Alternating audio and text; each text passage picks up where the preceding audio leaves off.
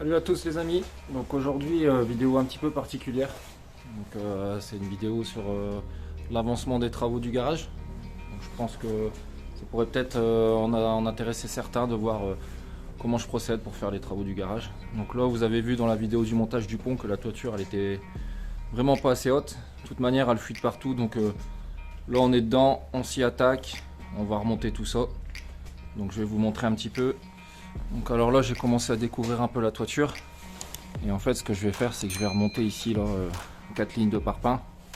La dernière ligne je ferai un chaînage, donc soyez indulgents, je suis pas maçon, moi à la base mon métier de base c'est que je suis électricien. Donc là je me colle à ça, on va voir ce que ça donne. Donc je vais vous faire des petits accélérés et entre deux je vous reprendrai quand il y aura des choses intéressantes.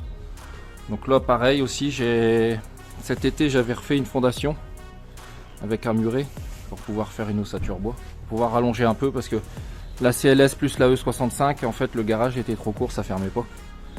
Donc là j'ai fait ça et au final on va avoir un bel espace de travail. Donc après par la suite je vais remonter des meubles, on va isoler les murs, tout ça. Donc là pour le moment on est sur la toiture. Donc allez c'est parti, je vous envoie un petit accéléré, je vous reprends s'il y a quelque chose d'intéressant. Allez go.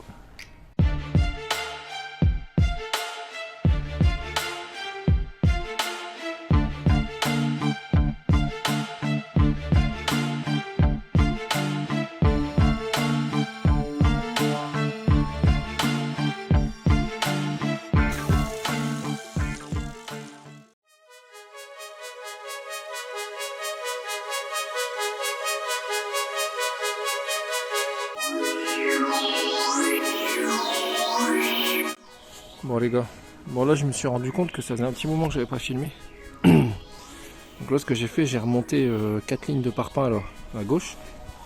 J'en ai remonté 2. Donc là en faisant le calcul par rapport aux voitures, par rapport à la hauteur, donc là on serait bon. Donc là de toute manière le pont il est hauteur maximale. Il est à sa hauteur maximum, il peut pas lever plus. Donc là on est bon. Donc ce que j'ai fait, c'est que la dernière ligne de chaque côté de parpaing, j'ai mis des parpaings en U. Et je suis venu couler du béton dedans avec une ferraille de chaînage. Et je suis venu faire aussi un coffrage. Et j'ai fait un chaînage tout le tour en fait pour rassembler tous les murs ensemble. Au moins on a quelque chose de bien solide. Là après, je suis venu spitter dans le béton un madrier tout le long. Et en fait dedans après je viens visser tous mes chevrons.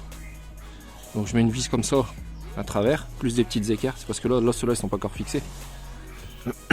Mais sinon voilà. Donc là je suis en train d'envoyer tous les chevrons. On fera les renforts après entre chaque chevron. Et à la fin sous toiture, puis l'attache, puis on met les tôles neuves. Donc voilà, ça va le faire. Et à la fin, ce que je ferai c'est que je couperai l'ancienne charpente. Là je l'utilise pour le moment pour marcher dessus. Donc ça me permet de me déplacer assez facilement. Et à la fin on coupera tout. Pareil le retour de mur là, on viendra couper. Et on sera nickel. Allez c'est parti, je balance les chevrons et je vous reprends tout de suite après. Bon les gars, donc là la charpente elle est terminée. Donc ce que j'ai fait, j'ai mis tous des petits renforts là, de chaque côté. Donc j'ai espacé les chevrons de 60. J'ai vissé là dans le madrier, plus tous des équerres à chaque fois, de chaque côté. Donc je pense pas que ça bougera.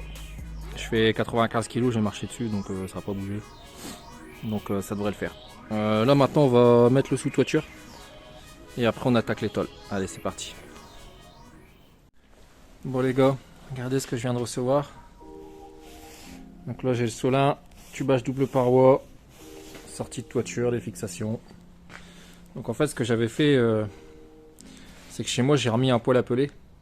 Et j'ai gardé mon ancien poêle à bois pour pouvoir le mettre dans le garage. Au moins on aura du chauffage et on pourra bosser tranquillement. Donc là c'est le tubage intérieur. Donc bien sûr il est resté dans le garage, il faut que je le nettoie. Et le poêle que je vais remonter c'est ça. Donc là voilà. Donc c'est un très bon poêle. Il chauffait super bien chez moi. Donc là bien sûr je vais remettre le joint de porte neuf. On va refaire un gros coup de nettoyage parce qu'il a déjà 5-6 saisons. 5 saisons je crois. Donc on va lui refaire un beau coup de nettoyage et on va installer ça. Donc là on va s'occuper de le mettre en position. Bon, je pense que je vais le mettre là à côté du pont. Donc je vais mettre la sortie de toiture ici. Donc je vais m'occuper de faire ça là tout de suite.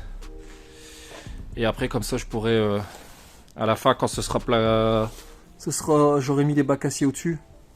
Je pourrais m'amuser à découper l'ancienne charpente. Sinon là on a le sous-toiture partout. Et là on est nickel, déjà on est au sec. Donc une fois que la toiture elle sera faite, je m'amuserai à fermer l'ossature bois. Et à la fin en dernier on coupera le retour de mur ici. Et on sera nickel. Allez c'est parti.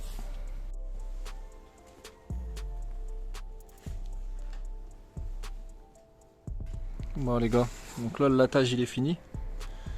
Donc là j'avais installé le conduit, il est bon. Donc là je suis en train de commencer à couvrir. Donc là j'ai eu des tôles de 3 mètres. Donc ce que je fais c'est que je mets ce système là. Donc là vous avez le joint qui vient en dessous du cavalier. Vous avez la rondelle en plastique, la vis qui vient à travers et le capuchon dessus. Donc là je commence à habiller. Donc je peux pas filmer en continu parce que le trépied ne tient pas sur le lattage. Donc j'ai déjà fait tomber 2 fois mon téléphone, donc je filmerai par étapes. Donc allez, je commence à rhabiller avec les tôles et c'est parti. Je suis tombé en panne de batterie. Donc là c'est bon, j'ai rechargé le téléphone. Donc alors j'ai cassé tout le dessus. Donc là il me reste à couper encore un peu au propre ici. Donc ce que je vais faire, je pense, c'est que je vais laisser le linteau. Parce que le linteau il participe à la rigidité des murs, des 2 murs parallèles. Donc je vais le laisser, et vu que j'ai prévu de faire une mezzanine là ici au-dessus, parce que forcément je vais démonter la voiture, donc va falloir stocker toutes les pièces. Donc ce que je vais faire c'est que je vais encastrer le linteau dans le plancher de la mezzanine. Donc là ici on a 2,05 m en dessous là. Donc j'ai largement assez pour pouvoir travailler, parce que là de toute manière tous mes établis vont être là. Là-bas il y aura peut-être la sableuse, la fontaine de dégraissant. Donc ça va le faire. Après j'aurai juste à plaquer. 2,05 m c'est largement suffisant. Donc là je vais finir de couper proprement. Au moins je pourrai passer mes madriers pour la mezzanine. Et ça va le faire. Bon alors là je vais vous montrer. Donc je suis en train de faire le bardage extérieur. Donc là j'ai fait côté voisin. Là je suis en train de faire l'autre côté. Donc là en fait ce que je fais, c'est que c'est des planches de coffrage. Donc j'ai pris des planches de coffrage parce que c'est vachement plus épais. Ça c'est du 27 mm d'épaisseur, alors que quand vous prenez les clins pour le bardage c'est du 14. Donc c'est des trucs, au bout de 5 ans ils sont morts et ça se craquelle et tout ça, franchement c'est de la merde. Donc moi ce que je fais c'est que je mets ça, après je ponce et je le traite soit à la lasure selon la couleur qu'on veut, ou alors je les peins. Comme là les palissades là-bas dans le fond du terrain, c'est pareil, c'est les mêmes planches, ça fait 6 ans que c'est mis, ça n'a toujours pas bougé. Donc là bien sûr il y aura la finition ici sur le bord, donc il y aura toutes des baguettes de finition, tout ça. De toute manière après sur le garage à l'extérieur on va refaire un enduit complet. Donc là je vais vous faire un petit accéléré pour vous montrer comment je fais ça. Bon après je suis pas charpentier, je suis pas dans la construction, donc je fais ça à ma méthode et au final ça va, ça se passe bien. Bon après c'est qu'un garage, donc on n'est pas au détail près mais on essaye de faire ça au mieux. Allez c'est parti.